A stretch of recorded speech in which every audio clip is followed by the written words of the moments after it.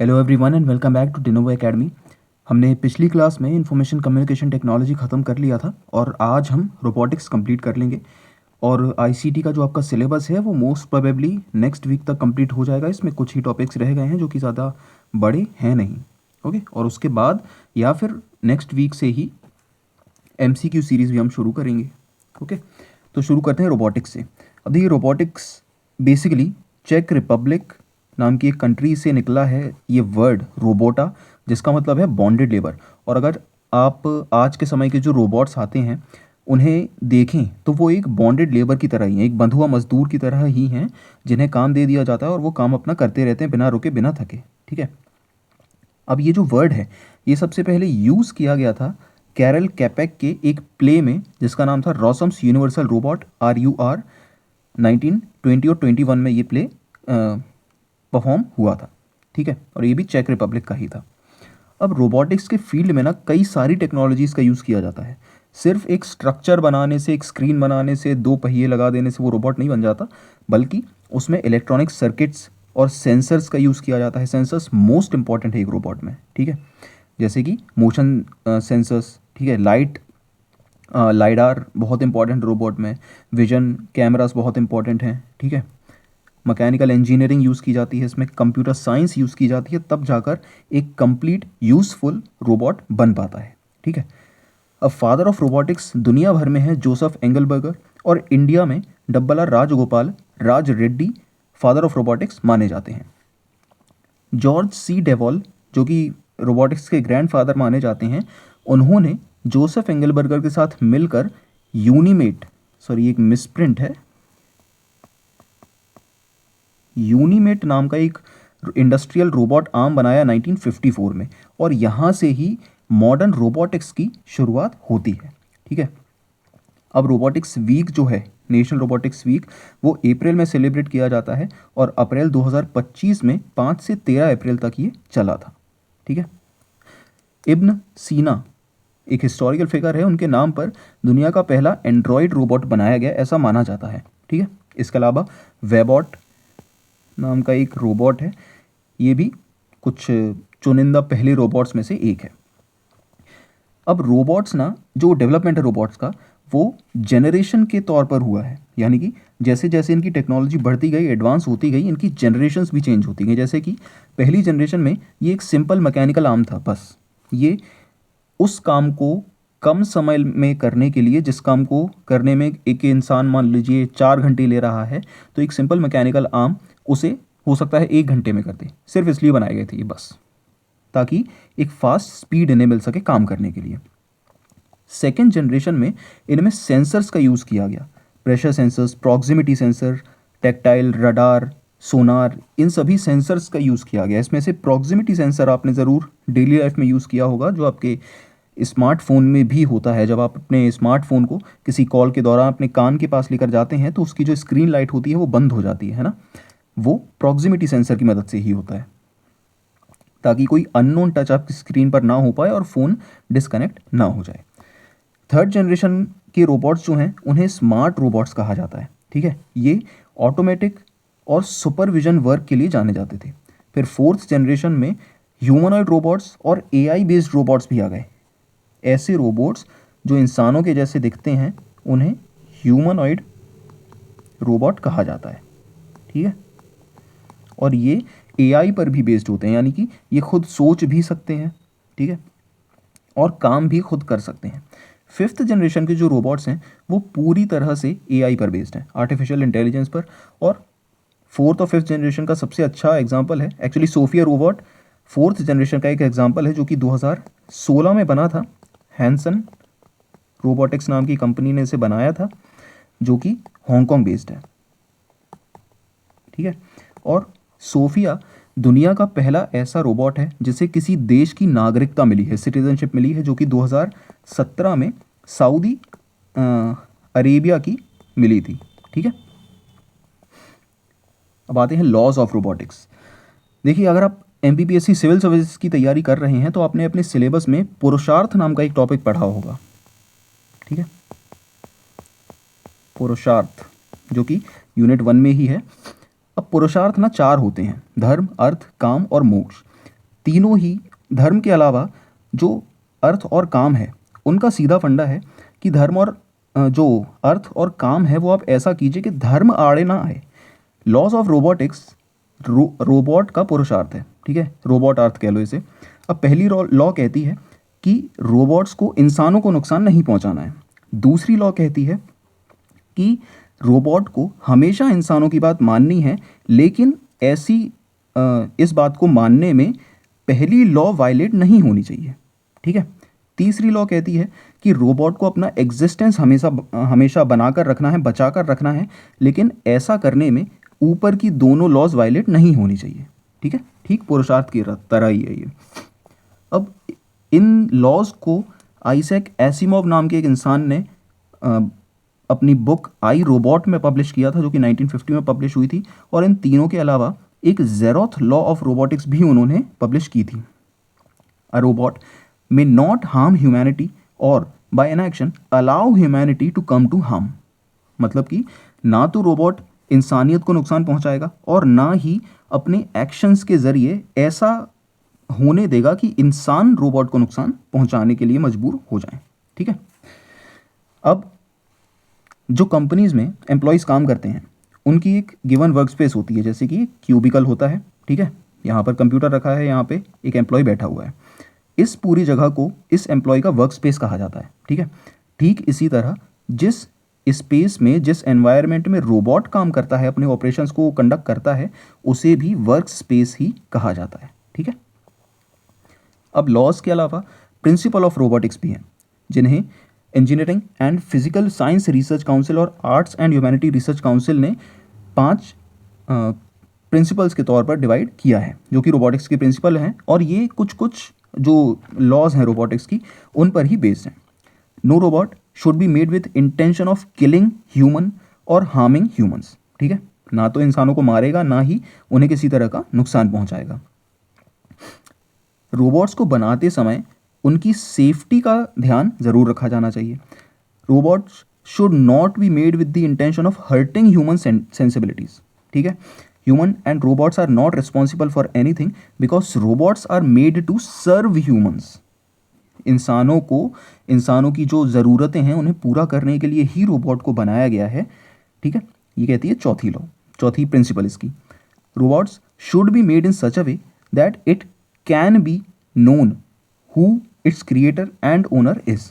यानी कि रोबोट को इस तरीके से बनाया जाना चाहिए कि उसे पता हो कि उसे बनाने वाला कौन है और उसे ओन कौन करता है, ठीक है। दोनों अलग अलग हो सकते हैं। एक फैक्ट्री में रोबोट बन जाता है, लेकिन हो सकता है उस रोबोट को ओन कोई और करता हो, क्योंकि वो कमर्शियली अवेलेबल है सेल के लिए।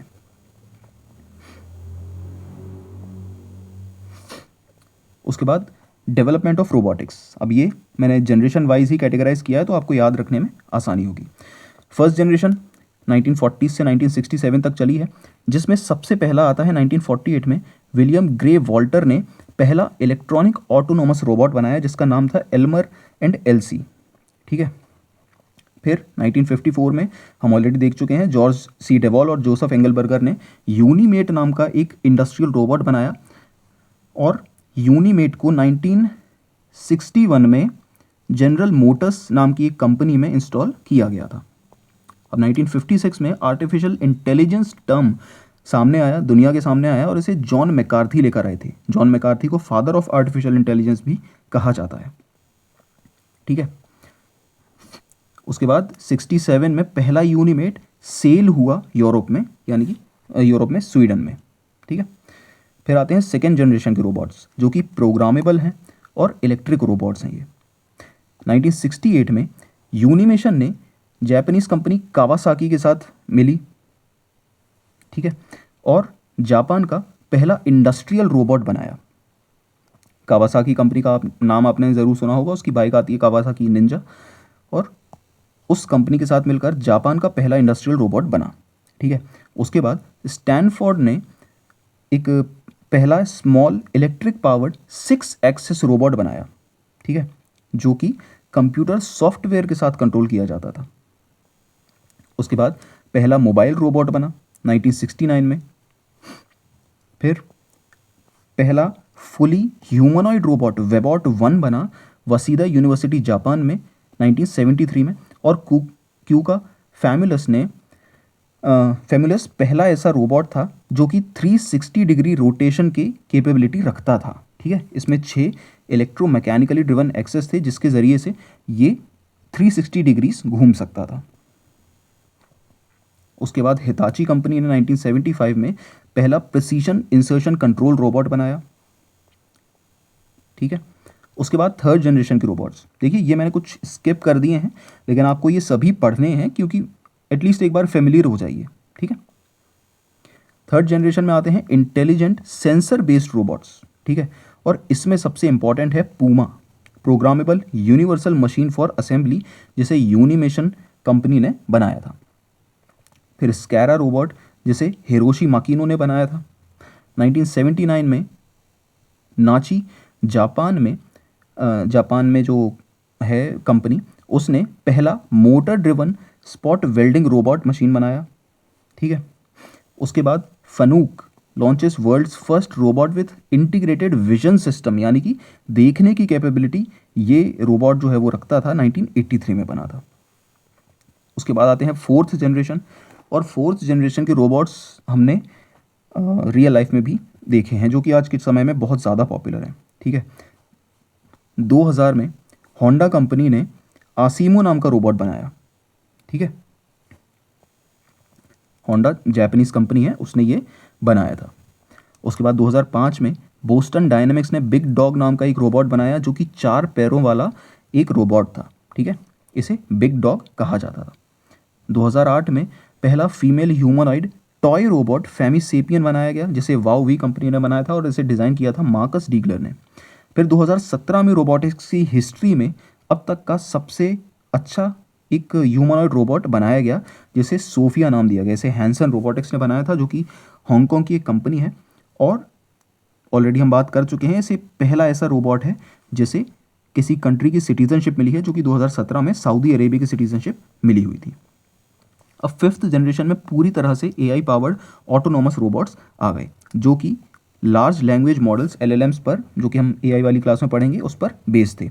अब यूनाइटेड स्टेट्स ने लिविंग रोबोट्स भी बना दिए जिन्हें जीनोबॉट्स कहा जाता है। ठीक है, और ये जो रोबोट था वो स्टेम सेल्स पर बेस्ड था, अफ्रीका के क्लॉड फ्रॉग की स्टेम सेल्स पर। ठीक है, और इसे आर्टिफिशियल इंटेलिजेंस की मदद से डिज़ाइन किया गया था। इसरो ने व्योमित्रा नाम का अपना रोबोट बनाया गगनयान मिशन के लिए। गगनयान यानी कि G1 मिशन, और व्योमित्रा एक संस्कृत वर्ड है जिसका मतलब है व्योम मतलब स्पेस और मित्र मतलब फ्रेंड, यानी कि स्पेस फ्रेंड नाम का रोबोट इसरो ने बनाया जिसे नाम दिया व्योमित्रा। और ये एक हाफ ह्यूमनॉइड या फिर सेमी ह्यूमनॉइड रोबोट है। इसके पैर नहीं है और एक फीमेल के दिखने जैसा रोबोट ये बनाया हुआ है। अब 2021 में टेस्ला, जो कि इलॉन मस्क की कंपनी है, उन्होंने अपना रोबोट ऑप्टिमस अनाउंस किया। रिलीज़ नहीं हुआ है ये अब तक, लेकिन उन्होंने अनाउंस किया। और ऑप्टिमस रोबोट अनाउंस हुए हैं बेसिकली जनरल लेबर टास्क के लिए। ठीक है, जो डे टू डे टास्क होते हैं उन्हें पूरा करने के लिए ऑप्टिमस को बनाया गया है, और मोस्ट प्रोबेबली 2026 या 27 तक इन्हें रिलीज़ कर दिया जाएगा। 2021 में ही एडवर्ब टेक्नोलॉजी नाम की कंपनी ने इंडिया की पहली ultra modern world class robotics manufacturing facility बनाई जो कि नोएडा में है, और इसका नाम बॉट वैली है। ठीक है, उसके बाद 2023 में Medibot was built by an American company capable of providing emergency medical assistance. ये मेडिकल रोबोट है मेडिकल फील्ड में। और इसी के साथ at present AI based robots बहुत ज़्यादा चल रहे हैं, और इनका मेजर जो यूज़ है वो इंडस्ट्रीज़ में और मेडिकल फील्ड में ज़्यादा किया जा रहा है। ठीक है, अब रोबोट्स आपने अपने घरों में भी देखे होंगे। जैसे कि अगर आपने देखा हो, इस राउंड शेप का एक रोबोट आता है मार्केट में जो कि एक वैक्यूम क्लीनर है। ठीक है, ये गोल डिस्क जैसी होती है जो पूरे घर में घूमती है और आपके घर में साफ़ सफाई करती है। ये एक रोबोट ही है। ठीक है, हाउस होल्ड रोबोट कह सकते हैं इसे। अब देखिए, रोबोट के कुछ कंपोनेंट्स होते हैं। ठीक है, और इन सभी को मिलाकर रोबोट बनता है, जिसमें सबसे पहले आती है बॉडी और स्ट्रक्चर, या जिसे एक स्केलेटन कहते हैं, जो कि एक रोबोट को एक हार्ड स्ट्रक्चर प्रोवाइड करती है। जैसे हमारे इंसानों की एक जो हड्डियों का ढांचा होता है, स्केलेटन कहते हैं, ठीक उसी तरह रोबोट की भी एक बॉडी होती है जो ज़्यादातर या तो मेटल की बनी होती है, या फिर रेयर केसेस में अगर वो टॉय रोबोट है या फिर छोटा रोबोट है तो प्लास्टिक की भी बनी होती है। ठीक है। अब एक्चुएटर्स जो होते हैं वो होते हैं रोबोट के मसल्स। अब ये इलेक्ट्रिक मोटर्स के रूप में, हाइड्रोलिक एक्चुएटर्स या न्यूमैटिक एक्चुएटर्स के रूप में रोबोट में फिट होते हैं, और ये इनका मेन काम होता है एनर्जी को कन्वर्ट करके फिजिकल मोशन रोबोट को प्रोवाइड करना। ठीक है। एनर्जी किसी भी फॉर्म में हो सकती है, इलेक्ट्रिसिटी, एयर या फिर लिक्विड, और उसके ज़रिए रोबोट को फिजिकल मोशन प्रोवाइड करना एक्चुएटर्स का काम होता है। उसके बाद सेंसर्स, जिनके बारे में हम ऑलरेडी बात कर चुके हैं, जिसकी मदद से रोबोट अपने आसपास के एनवायरनमेंट को बेसिकली फील कर सकता है। ठीक है। और जैसा कि अभी हमने बात की थी, वो गोल जो डिस्क वाला रोबोट है उसमें सेंसर्स लगे होते हैं, जिसके ज़रिए वो कोई भी ऑब्स्टेकल, मान लीजिए यहाँ पर टेबल रखी हुई है, तो इस टेबल को वो सेंस कर लेगा और उस टेबल से टकराएगा नहीं, लेकिन उसके आसपास की जगह में पूरा साफ सफाई कर देगा। तो ये सेंसर की मदद से ही पॉसिबल हो सकता है। उसके बाद आता है कंट्रोलर, ब्रेन, दिमाग कह सकते हैं इसे, और ये बेसिकली इस कंट्रोलर में ही रोबोट के सोचने की क्षमता भी होती है। ठीक है। ये basically micro controller, single board computer या फिर इंडस्ट्रियल पीसीस के रूप में देखे जा सकते हैं। फिर आता है पावर सोर्स, बैटरी की ज़रूरत पड़ती ही है। ठीक है। और इसके बिना रोबोट फंक्शन कर ही नहीं सकता। एंड इफेक्टर्स, ये बहुत इंपॉर्टेंट चीज़ है। एंड इफेक्टर्स बेसिकली ऐसे टूल्स हैं एक रोबोट में जिनके ज़रिए रोबोट अपने काम को पूरा कर सकता है, यानी कि उसके हाथ, ग्रिप जो एक रोबोट में प्रोवाइड करी जानी चाहिए, जिसके ज़रिए वो चीज़ों को पकड़ सके, छू सके और अपने काम को पूरा कर सके। ठीक है। अब मैनिपुलेटर जो होता है वो रोबोट का आर्म होता है। ठीक है। इसके ज़रिए ही एंड इफेक्टर को वर्क साइट तक पहुंचाया जाता है। ठीक है। फिर आता है सॉफ्टवेयर। सॉफ्टवेयर होती है एक रोबोट की सोचने की क्षमता। ब्रेन और माइंड दोनों अलग चीज़ें हैं। ठीक है। अब सॉफ्टवेयर को आज के समय में हम एआई भी कह सकते हैं। एआई एल्गोरिदम्स जो होते हैं एक रोबोट में, जो कि प्रोग्राम किए जाते हैं एक रोबोट में, जिसके ज़रिए रोबोट काम करता है, तो वो उसकी सॉफ्टवेयर और प्रोग्रामिंग हो गई।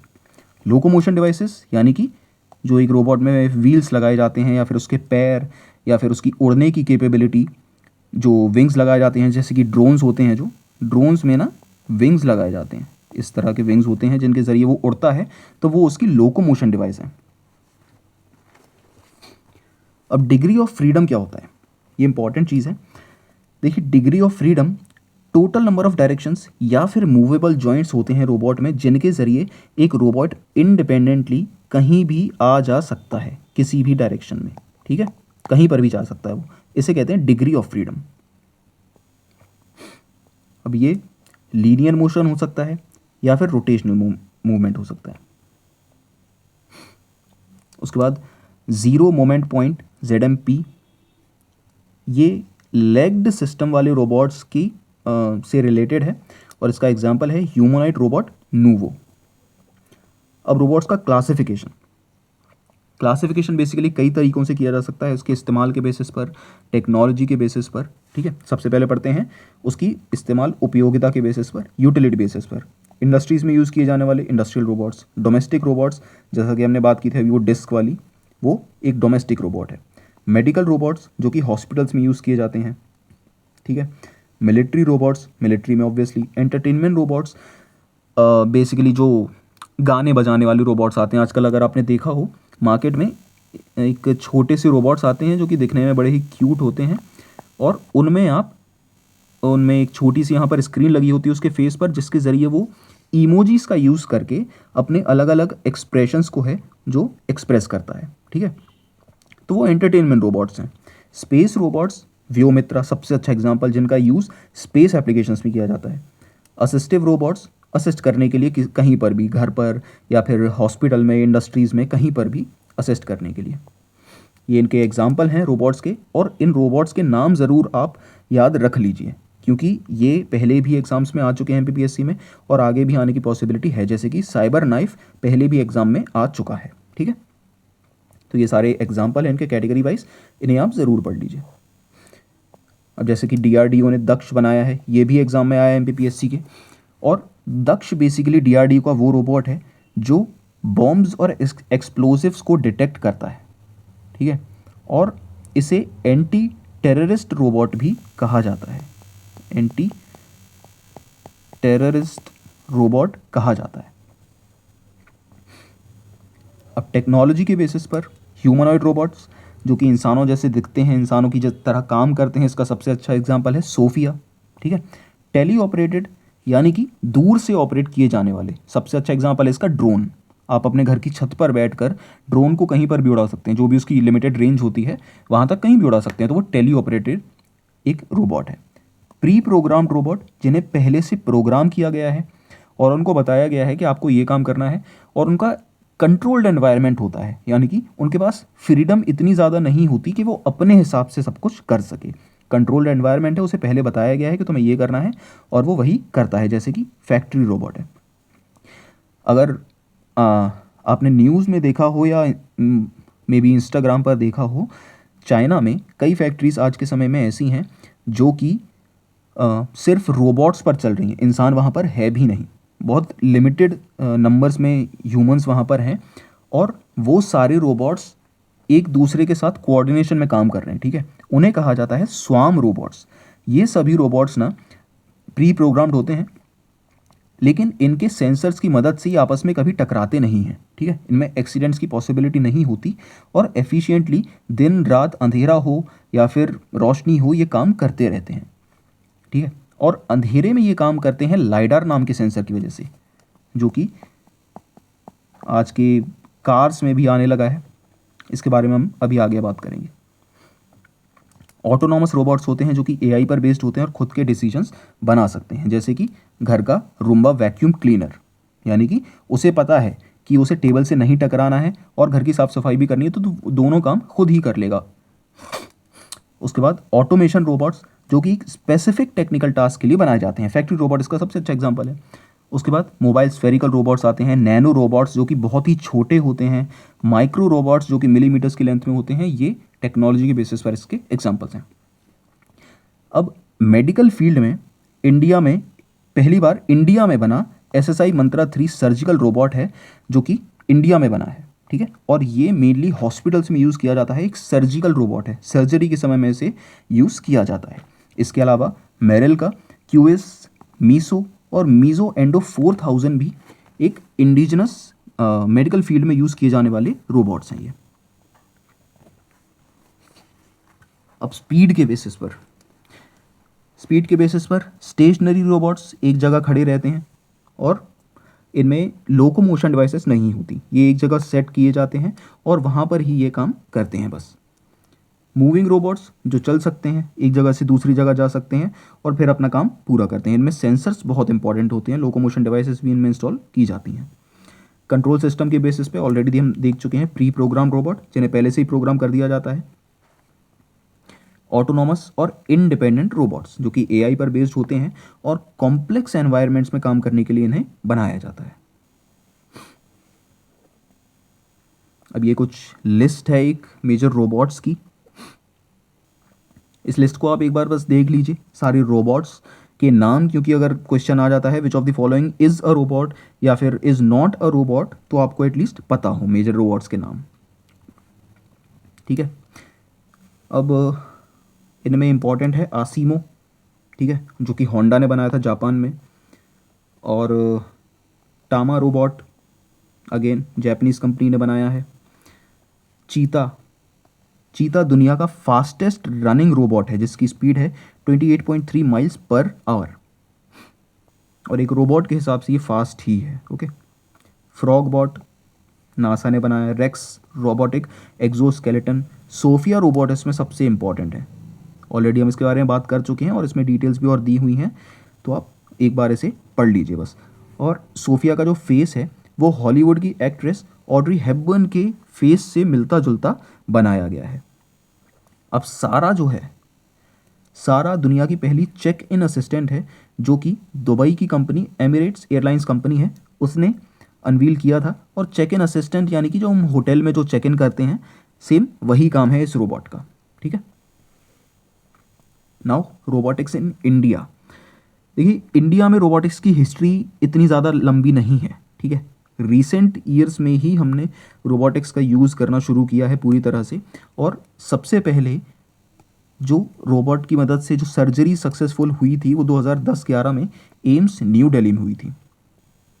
और पिछले साल ही पहली टेली सर्जरी की गई है। टेली सर्जरी यानी कि डॉक्टर जो है वो कई किलोमीटर्स दूर बैठा हुआ है, लेकिन फिर भी हॉस्पिटल में उसने सर्जरी कंप्लीट कर दी एक रोबोट की मदद से। इसे टेली सर्जरी कहा जाता है, ठीक है।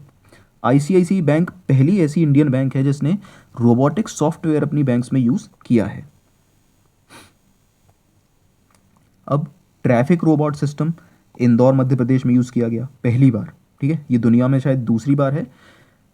और पहली रोबोटिक कंट्रोल ऑब्जर्वेटरी जो है वो उज्जैन मध्य प्रदेश में सेटअप की गई है। ये दोनों चीज़ें आपके लिए एक्सट्रीमली इंपॉर्टेंट है जब क्योंकि आप एमपी का एग्ज़ाम दे रहे हैं, ठीक है। अब नेशनल स्ट्रैटेजी ऑन रोबोटिक्स जो है उसके हिसाब से इंडिया 2030 तक एक ग्लोबल लीडर बन जाएगा रोबोटिक्स के फील्ड में, ठीक है। जो भी इनकी जो स्ट्रैटेजी है उसे फॉलो अगर किया जाए। अब आते हैं कुछ इंडिया के मेजर रोबोट्स पर, जिसमें सबसे पहले आता है ब्रावो रोबोट या फिर शॉर्ट में ब्रावो। ये इंडिया का पहला फुली इंडस्ट्रियल रोबोट है जो कि 2017 में बना था और टाटा मोटर्स की सब्सिडरी कंपनी TAL ने इसे बनाया है। ये ऐसा दिखता है, इंडस्ट्रियल रोबोट है ये, ओके। मानव इंडिया का पहला 3D प्रिंटेड ह्यूमनॉइड रोबोट है। मिस्टर दिवाकर वैश ने इसे बनाया है। रश्मि पहला लिप सिंकिंग रोबोट जो कि 4 भाषाएं बोल सकता है, इंग्लिश, हिंदी, मराठी और भोजपुरी। लक्ष्मी इंडिया की पहली बैंकिंग रोबोट। भीम जो कि मेनली डिज़ास्टर रिलीफ वर्क्स में यूज़ किया जाता है। और ये देश में बना पहला सुपर पावर ड्रोन है, ठीक है। इसे 2017 में IIT खड़गपुर में बनाया गया था। ह्यूमनॉइड रोबोट्स रुस्तम और लेग्ड रोबोट ये सभी DRDO के मेजर रोबोट्स हैं। और DRDO जो रोबोट्स आज के समय में बना रहा है वो मेनली इंडिया की डिफेंस जो है उसे स्ट्रॉन्ग करने के लिए बना रहा है, जिसमें ह्यूमनॉइड रोबोट्स जो कि अभी रिलीज़ नहीं हुए हैं लेकिन 2027 तक ऐसा माना जाता है कि रिलीज़ हो जाएंगे। तो इनकी मदद से डिफेंस सिस्टम और ज़्यादा स्ट्रॉन्ग हो जाएगा इंडिया का, ठीक है। और मिलिट्री सपोर्ट मिलेगी जिससे सोल्जर्स को जो रिस्क उठाना पड़ता है वो काफ़ी हद तक कम हो जाएगा। Rustam medium altitude long endurance या फिर मेल अनमैन्ड एयर व्हीकल है, UAV रोबोट है। लेग्ड रोबोट यानी कि पैरों वाला रोबोट, ठीक है। अंडर वाटर रोबोट पानी में काम करने के लिए। मिनिएचर ग्राउंड व्हीकल प्रज्ञान रोवर इसरो ने बनाया था अपने चंद्रयान 3 मिशन के लिए, ठीक है। उसके बाद मित्र जो कि इन्वेंटो रोबोटिक्स ने बनाया है, एक प्राइवेट कंपनी है। व्योमित्रा ऑलरेडी इसके बारे में हम पढ़ चुके हैं, इसके नाम का जो मतलब है स्पेस फ्रेंड, ठीक है। इसकी जो पहली टेस्ट फ्लाइट है वो दिसंबर 2025 में सेट थी और अभी तक कोई ऐसी न्यूज़ इसके बारे में ऐसी सुनने को नहीं मिली है, बट इसकी जो टेस्ट फ्लाइट है वो दिसंबर 2025 में सेट थी, ये आपको याद रखना है, ठीक है। और मोस्ट प्रोबेबली 2027 में जो गगनयान 1 मिशन होगा इसरो का, उसमें ये रोबोट जो एस्ट्रोनॉट्स हैं उनकी हेल्प के लिए ऑन बोर्ड होगा।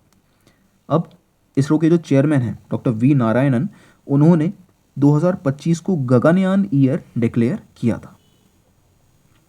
उसके बाद गरुड़, इसे हिंदुस्तान एरोनॉटिक्स लिमिटेड और CAIR ने मिलकर बनाया है। KP बॉट केरला का पहला ह्यूमनॉइड पुलिस रोबोट है जो कि 2019 में बना था, ठीक है। ट्रैफिक रोबोट हम ऑलरेडी देख चुके हैं इंदौर सिटी में। स्कैरा जो कि कोची की कंपनी शस्त्र ने बनाया है। रोबोसेन, स्नेक रोबोट, शतरंज, राज, बैंडिकूट एक इंपॉर्टेंट रोबोट है, ठीक है। ये बेसिकली मैन होल क्लीनिंग के लिए बनाया गया था। जो सीवेज सिस्टम होता है उसे क्लीन करने के लिए इसे बनाया गया था। और ये इसका बैंडिकूट 1 कह सकते हैं इसे, और ये है बैंडिकूट 2.0 जो कि अभी डेवलपमेंट स्टेजेस में है, ठीक है। तो और ये जो है वो एक मकड़ी के आकार का है। इसमें आप देख सकते हैं इसके कई सारे पैर हैं और ये मकड़ी की तरह दिख रहा है। और इसे सीवेज जो है उसे क्लीन करने के लिए इसे बनाया गया है। दक्ष एक इम्पॉर्टेंट रोबोट है, इसे DRDO ने बनाया है ऑलरेडी हम पढ़ चुके हैं, एक्सप्लोसिव्स को डिटेक्ट करने के लिए उसे एंटी टेररिज्म रोबोट भी कहा जाता है। अब इंडिया का पहला रोबोकॉप, देखिए कंफ्यूज मत होना, केरला में जो बना था वो पहला ह्यूमनॉइड पुलिस रोबोट था। पहला रोबोकॉप ये 2017 में हैदराबाद में रिलीज़ हुआ था और इसे एच बॉट रोबोटिक्स ने बनाया था। ठीक है, शालू रोबोट एक दुनिया का पहला मल्टीलिंगुअल एआई बेस्ड रोबोट है। ठीक है, और ये कई सारी भाषाएं बोल सकता है और इसे रोबो शालू भी कहा जाता है। इसे मिस्टर दिनेश कुमार पटेल ने बनाया है। अब कुछ इंपॉर्टेंट इंस्टीट्यूशंस देख लेते हैं रोबोटिक्स से रिलेटेड इंडिया में, जिसमें सबसे पहले आता है इसरो, जिसने व्योमित्रा, प्रज्ञान और विक्रम नाम के रोबोट्स बनाए हैं। CAIR centre for artificial intelligence and robotics 1986 में बना, जो कि बेंगलुरु में है और ये DRDO का एक पार्ट है। ठीक है, इसने Garuda, Robosen, chess playing robot, snake robot जैसे रोबोट्स बनाए हैं। ठीक है, फिर आता है DRDO, 1958 में बना, नई दिल्ली में है और इसने भी इंडिया की डिफेंस सिस्टम को स्ट्रॉन्ग करने के लिए कई सारे रोबोट्स बनाए हुए हैं, जैसे CSROV दक्ष मिनी, ठीक है, नेत्र और द्रोण औरा, ऐसे रोबोट्स DRDO ने बनाए हुए हैं। अब इसमें सबसे इंपॉर्टेंट आती है RSI, robotics society of India, जो प्योरली रोबोटिक्स के लिए ही रोबोटिक्स की डेवलपमेंट और रिसर्च के लिए इंडिया में इस्टेब्लिश की गई है। हर 2 साल में AIR एडवांसेस इन रोबोटिक्स नाम की कॉन्फ्रेंस RSI ऑर्गेनाइज करवाती है और AIR 2025 जो हुई थी ये IIT जोधपुर में हुई थी 2 जुलाई 2025 को। ठीक है, और उसके 2 साल पहले AIR 2023 जो हुई थी 6th इंटरनेशनल कॉन्फ्रेंस थी, वो IIT रोपड़ में हुई थी। उसके बाद आती है एक और इम्पॉर्टेंट ऑर्गेनाइजेशन इंस्टीट्यूशन इंडिया में रोबोटिक्स के लिए, all India council for robotics and automation, जो कि नई दिल्ली में 2014 में बनी थी और ये एक नॉट फॉर प्रॉफिट ऑर्गेनाइजेशन है, एक NPO है। ठीक है, रोबोटिक्स के लिए DYSL DRDO की यंग साइंटिस्ट लेबोरेटरी, जो कि DRDO का ही एक पार्ट है, 2 जनवरी 2020 को ये बनी। Art park AI and robotics technology park 2022 में बेंगलुरु में बनी। इंटरनेशनल फेडरेशन ऑफ रोबोटिक्स, जिसका हेडक्वार्टर है फ्रैंकफर्ट जर्मनी में। World robotics summit 2024 Beijing China में हुई थी। वर्ल्ड रोबोटिक्स समिट 2025 जापान में हुई है दिसंबर 2025 में।